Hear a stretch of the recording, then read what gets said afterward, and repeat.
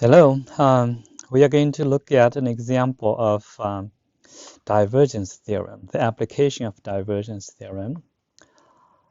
Now, let's first go over the divergence theorem. It says the following thing.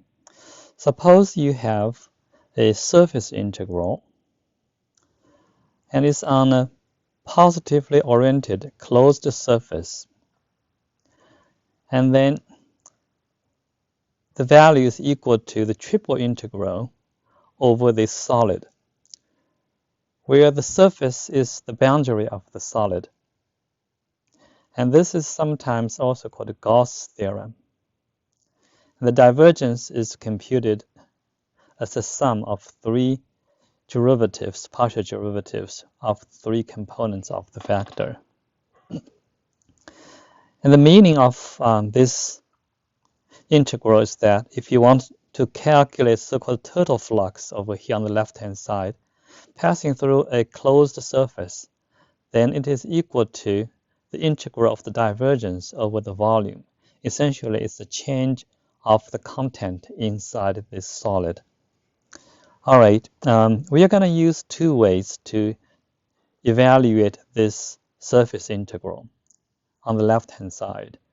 One way is to evaluate it directly by parameterizing the surface. The other way is to apply the Gauss divergence theorem, and we will see the difference very quickly. All right, so let's now start to calculate the surface integral as an example of how to do anyway, how to solve a problem of this type using parameterization of the surface. So this is evaluate the surface integral. The method 1, evaluate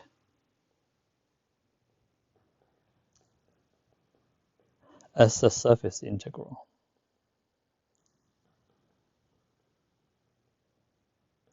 Now we remember we need to parameterize C, S. So parameterize S. S over here is a sphere, x squared plus y squared plus z squared is equal to 1.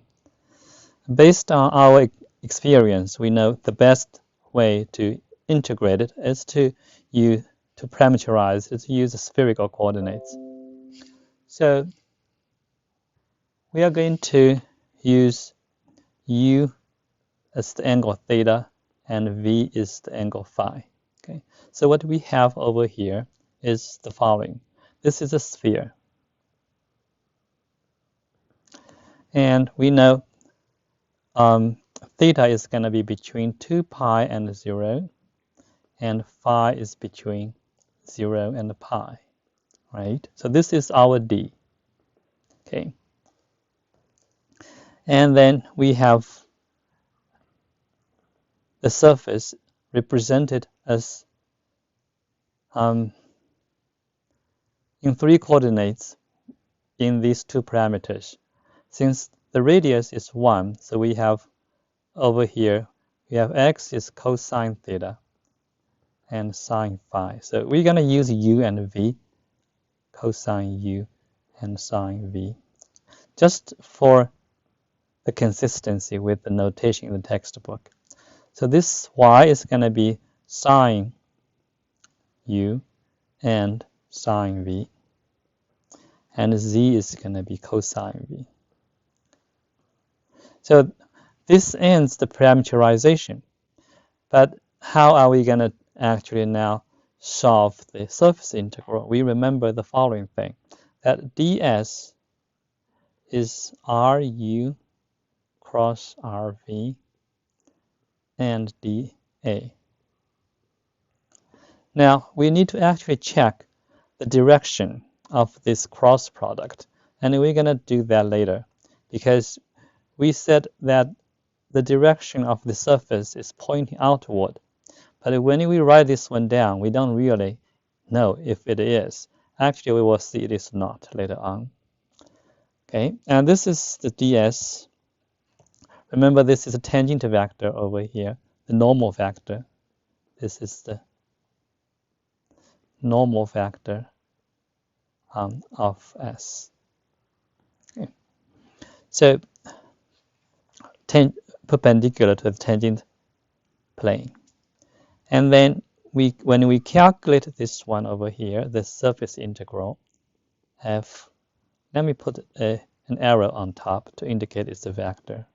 And this one over here is equal to d parameterized, and f over here, and dot ru cross rv and dA. So now it's a double integral. So we need to just calculate what's going to be ru cross rv. Okay. So we do the calculation. Ru, that means three partial derivatives. Let me write it down over here. Xu, Yu, and Zu. So if we do the computation, and that's going to be, take the derivative with respect to u, we have cosine derivative is negative, negative sine u and sine v, and derivative of second one, cosine u, sine v. The last one, derivative of cosine v with respect to u, is going to be 0 because it's a function of v. Let's look at the derivative with respect to v. Then we have cosine u and cosine v, and we have sine u, cosine v. The last one is negative sine v. So now we're going to look at the cross product, ru cross rv. We use the determinant, remember, r, j, k, right?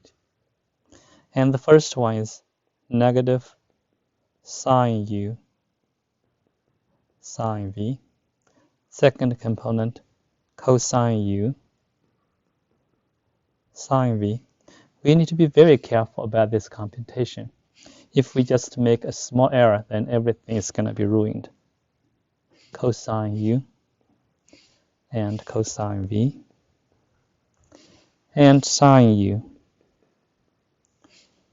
and cosine v, and negative sine v.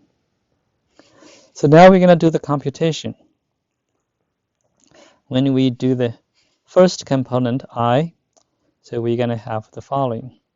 This determinant, so if you look at I over here, cross out the first column and the first row, then look at over here, we're going to have negative cosine u and sine v squared. That's the first component. And then when you look at j, just remember you need to add a negative sign if you do the same thing. So we're going to have negative sine u, and then we have sine v squared. Okay, that's for the middle. And for k, it's pretty easy, but when we look at what we have, it's negative. So we have negative sine square u, and then we have sine v cosine v.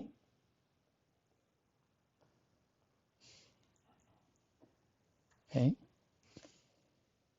so this is the vector we have. Actually, we are not finished yet. We only finished one term. So let me actually finish this k over here. Because when we have this one, we have this. And then also we have negative cosine u squared and sine v cosine v. These two, the last two over here, together over here is the k component. So let's simplify a little bit so it looks better. Negative cosine u sine square v and negative sine u sine square v. And when we add up the last two terms, we see sine square u plus cosine square u is 1. So we have negative sine v and cosine v. So that's what we have for this one. Now let's try to see if this one is the right direction. So let's put a question. Rightly or positively oriented? Positively oriented? We have two different ways to determine if this is positively oriented. One is look at the diagram. So if we look at the diagram over here, this is the surface. This is the surface. Remember, this is the phi direction, okay? And this is the theta direction. So, or you can say this is the u direction, and this is the v direction. So if you look at what we have over here, so if we use RU cross RV, use the right hand method, we will see this one actually is pointing inside, pointing inward. Okay. We can also look at this way. Okay. We can choose a point. For example, we choose, for example, say when v is pi over 2, okay, and let's say u is equal to, theta is equal to pi over 4. Now if you look at this one over here, then this vector r cross v over here, you will see this is going to be negative root 2 over 2. Yeah, because that's cosine u, right? And sine square v is going to be 1. So this is going to be, again, negative root 2 over 2. And sine square v, again, is 1. Last one is going to be 0 because sine v is 1, but cosine v is going to be 0. And this one we see is pointing inside. Pointing inside. So that means we need to swap. So we need to use RV cross RU instead, which is equal to positive 1, cosine U, sine square V, and negative becomes positive, sine U and sine square V. Swap negative sign for positive 1, and then this is what we have. Now let's look at F vector. F vector we started with, given condition is PQ is ZYX. So this is going to be ZYX. And that's going to be equal to, if we plug in the parameters, it's over here. Z is cosine V. And Y is sine U, sine V. X is cosine U, sine V. So now we do the dot product, F dot RV cross RU. And we just multiply the corresponding components and add them up. So this is what we have. We have cosine U, cosine V, and sine square V, first term. And second term, we have sine square U, and we have sine cube V. Last one, we have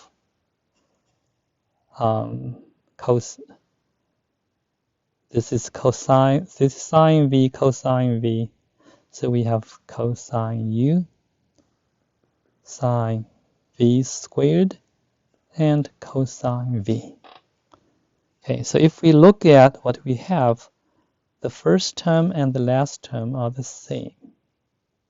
So this is going to be twice cosine U and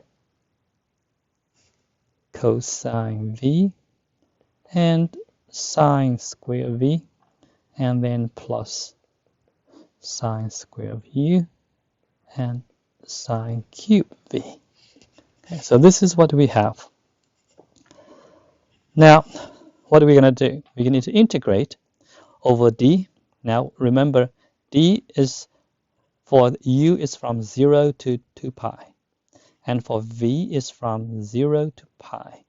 And this one over here, 2 cosine u and cosine v, sine square v, plus sine square u, and sine cube v.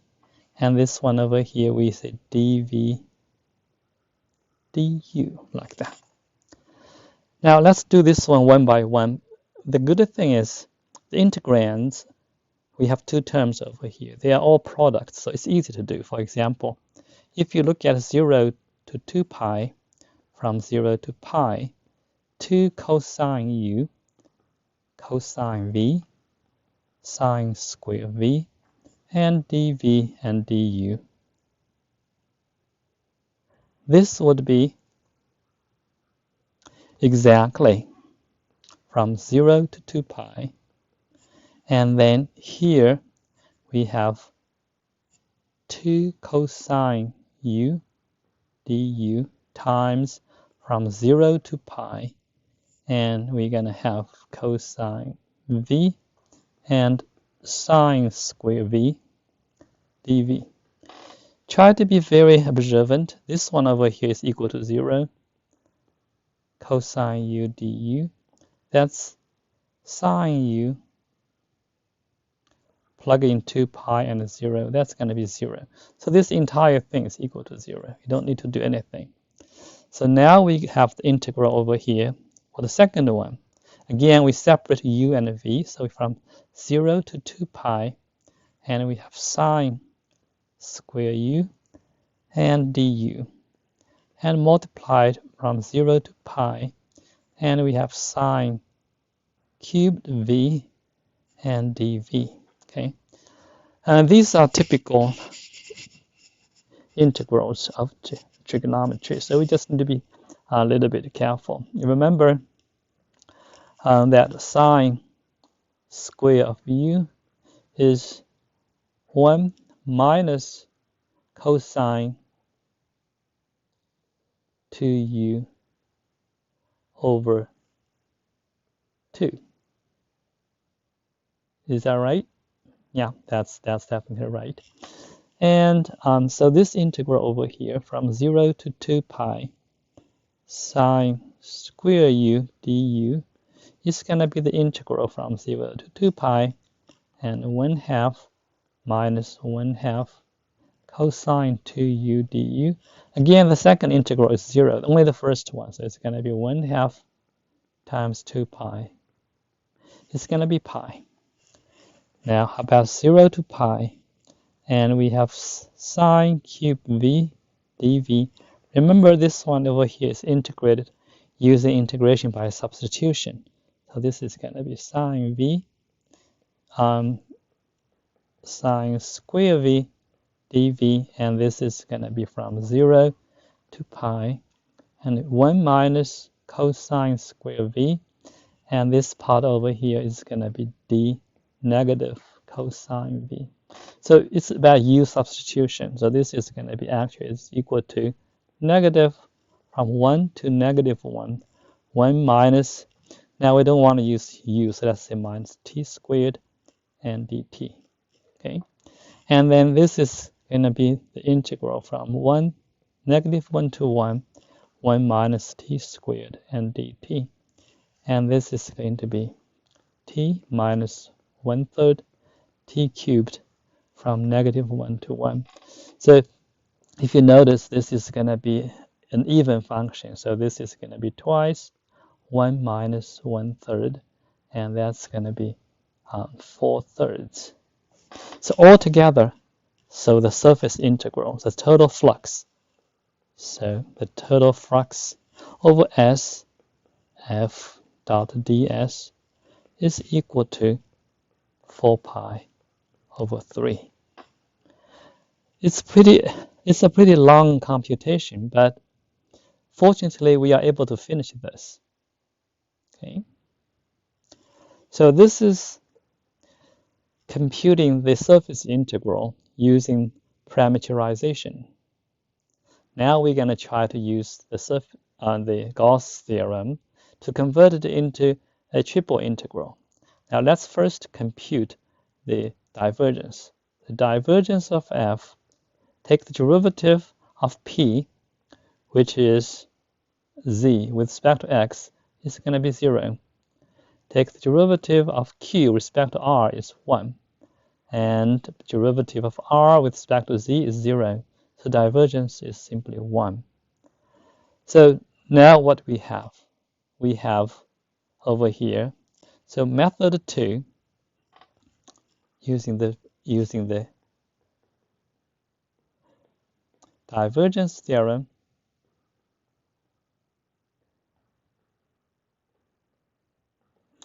we have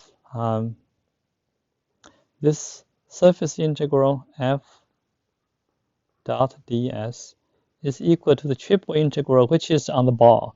That's v over there, but it's 1 dv. Now, if you remember what is the volume of the ball, it's pi 4 pi r cubed, right? And r is equal to 1, so it's going to be exactly 4 pi over 3. That's a little bit too easy, okay? But that's where, because we used the formula for the volume of the ball. So this is equal to the volume of the ball, of the unit ball,